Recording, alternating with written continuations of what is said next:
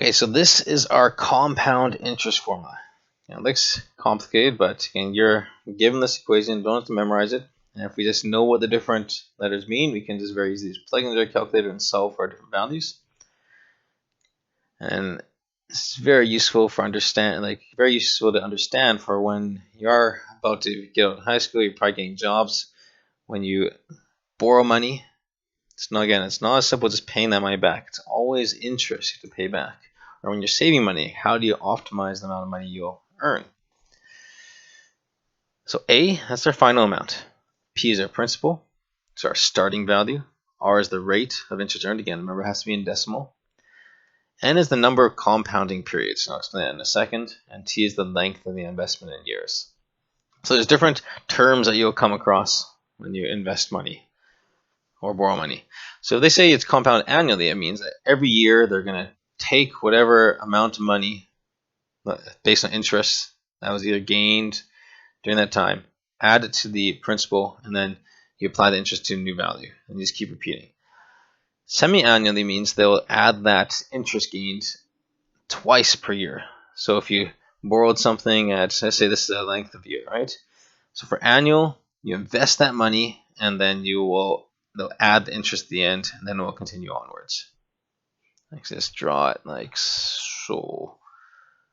So here's a first year, a second year, and so on. So take that money, there's interest gained, so add it after 1 year, apply it again after 2 years. So semi-annually, it would look something like this. Invest it, they'll add the interest at these points in time.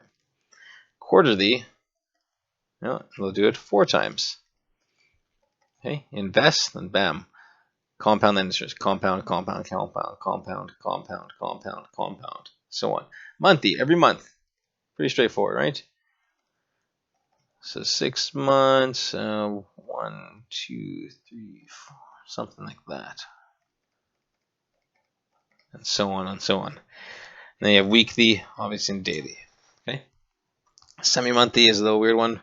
2 times per month. So it'll be 24 times. And so on. So let's do a example. Let's scroll down and do 1 or 2 examples. So this is Emma plans to save some money. So she has $15,000. And she is offered 4.40% compounded annually for 5 years. How much money will she have after 5 years? So we're going to take our formula. We have A is equal to P, 1 plus R over N, and over T. Some people may be wondering what that 1 comes from. By adding a 1 to our interest rate, it gives us basically it automatically adds for us the original value plus the amount gained for interest. So for example, if we go back to that Royce example before, we had $6,000 and we multiplied it by 0.0, I think it was 225 or something like that. So when we multiply those together, we get 6,000 multiplied by 0.0225. We got a value of 135. If instead we multiplied that by 1.0225, see what happens. We go 6,000 multiplied by 1.0225. We end up with 6,135. So notice what happened. That 1, what it does for us, it adds for us the original principal to it as well. So instead of having to do the extra step of 6,000 plus 135 is equal to 6,135, it automatically adds it for us together. So that's what this 1 in this equation is doing. It's going to add that principal for us. So now it's just a matter of putting the correct numbers in each letter. So A is equal to, so our principal is $15,000. We multiply by 1 plus our interest rate is 4.44. So again, if we divide that by 100, we get 0.044. 0.044. We are compounding it only once a year, so that end value is just a 1. It's to the power of 1 multiplied by 5 years. Okay. And to simplify what this looks like, so we have 15,000 multiplied by, if I simplify this inside 1 plus that, we get 1.044 to the power of 5. So I like to do the more complex operation first in my calculator. So I'm actually going to do that 1.044. I'm going to take the number, bring it to the power of 5. We get 1.240230745, and then we're going to multiply that by 15,000.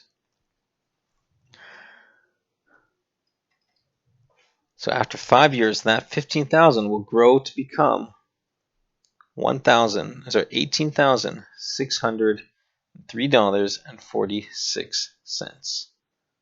Not too bad.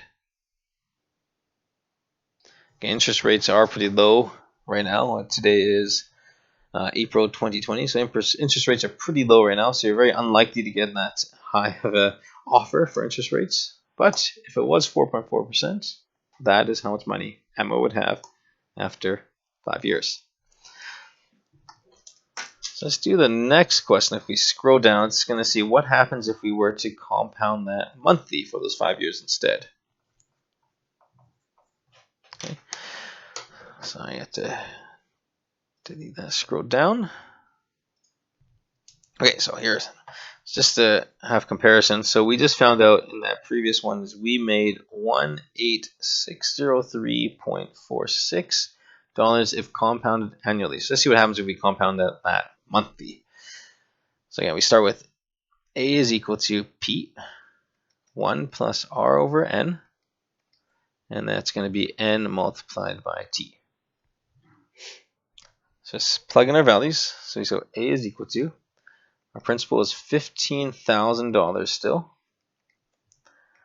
1 plus our interest rate is still 0.044, but because we're compounding monthly, we're going to divide that by 12. So basically, essentially what it means is for the year, it's gaining 4.4%. Each month, you're doing a twelfth of that. So a twelfth of 0.044 is equal to 0.0036 repeating. Right? So basically, essentially, every month, we're doing 0.36%. But we're doing it way more than 5 times now. So you can see how many times are we going to compound it. 5 years times 12, that's 60. It's going to compound 60 times. So if you're able to, you can just go ahead and plug this into calculator. If you're kind of having a tough time with calculator use, figure out what the inside is first. So you go 0.044 divided by 12, and we're going to add 1 to that, so plus 1. You have to be careful with this because we need to make sure we have all those decimal points. So 1.003666666. That can't round this value, okay? So even though I'm writing a rounded value here, you want to actually use the number in your calculator, so don't clear it. And then you say 12 times 5, that's 60.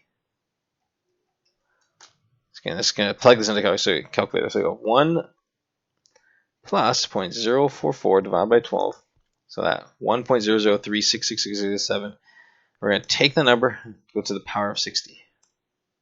And then we're going to multiply it by 15,000. And we get a grand total of 1,8683.63 cents. So it's not a huge difference, but it still was an $80 increase from the previous one. So it's not going to make drastic changes, but it does so if you compound it more frequently, you make more money. Or more money if you're borrowing.